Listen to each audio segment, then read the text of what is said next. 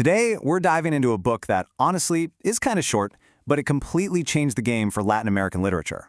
We're talking about Juan Rulfo's 1955 masterpiece, Pedro Páramo. And it all kicks off with one really unsettling question. So just imagine that for a second. You're sent on a mission to a new town, but when you get there, you find out you're the only living person around. This isn't just some spooky thought experiment, it's the mystery at the very core of this story.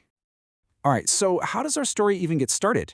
Well, it all boils down to a single powerful moment, a promise made by a son to his mother as she's dying. This is our way in, the quest that gets the whole thing moving. So picture this. Our main character, Juan Preciado, is at his mother's deathbed, and with her last breaths, she gives him a mission. Go to her hometown, Kamala, find the father he's never met, this guy named Pedro Páramo, and make him pay up. Sounds pretty straightforward, right? A quest for justice, maybe some family history. But the town he's about to walk into is nothing like he expects. And this is where things get really weird, really fast. See, the way his mom remembered Kamala, it was a paradise. Green, full of life, just a beautiful place.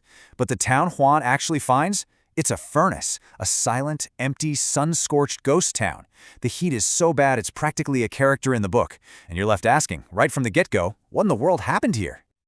So as Juan starts to wander through this desolate place, he begins to realize the truth about who or what is actually living there. And he starts to understand why the only sounds are these strange echoes and whispers on the wind.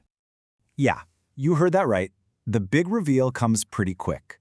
Everyone is a ghost.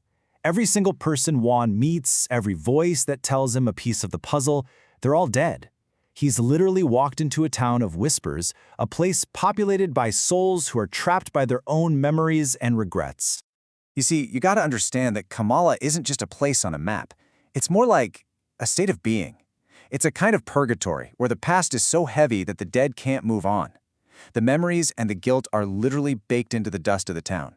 So, as Juan is piecing together these ghostly fragments, one name keeps coming up, over and over and over again. It's the name of the man who seems to be at the center of all this suffering, the man he was sent to find, his father. Yep.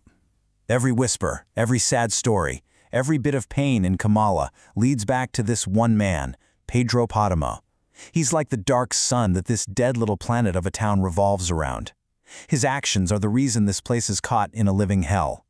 So who was this guy? Well, Pedro was what they call a cacique, basically a ruthless local boss, a tyrant. He owned everything and everyone. He ruled with an iron fist, taking whatever he wanted, land, women, you name it. He had the church and the law in his pocket and treated the people who worked for him like property. His power was absolute, and it absolutely corrupted everything it touched. But it wasn't just about greed. What really pushed him over the edge was his obsession with a woman named Susana San Juan. She was the one thing he loved, the one thing he couldn't completely control.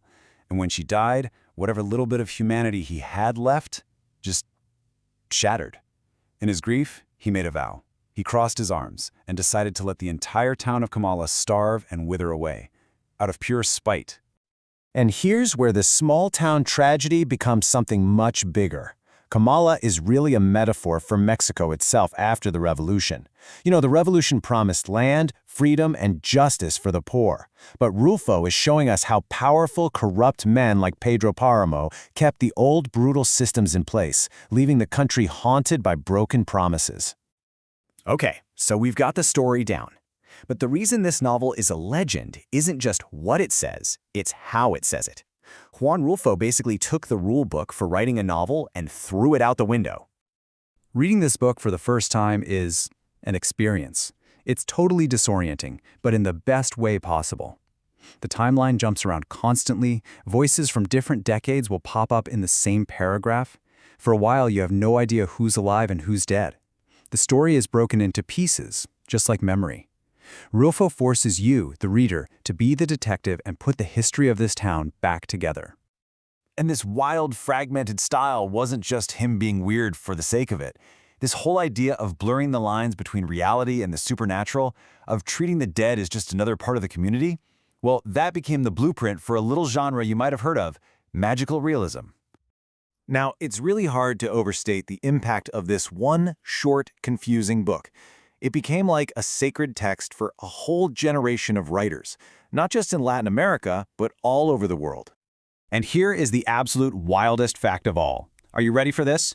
Pedro Páramo was the one and only novel that Juan Rulfo ever published. One book. That's it. And with that one book, he helped change the course of literature. And hey, don't just take my word for how important it is. The master himself, Gabriel Garcia Marquez, said that after he read Pedro Páramo, he finally understood how he could write his own masterpiece, 100 Years of Solitude. I mean, come on, that's about the biggest seal of approval you can possibly get. So why does this book still hit so hard today? Because it's so much more than a simple ghost story. It's a powerful warning about what happens when one person has too much power. It's a deep dive into how trauma and guilt can haunt a community for generations. And it shows us how silence itself can become a weapon. And in the end, that's the real, chilling question the book leaves you with. It forces you to think about how history isn't something that's over and done with. No, it lingers, it whispers, and it will demand to be heard whether we're ready to listen or not.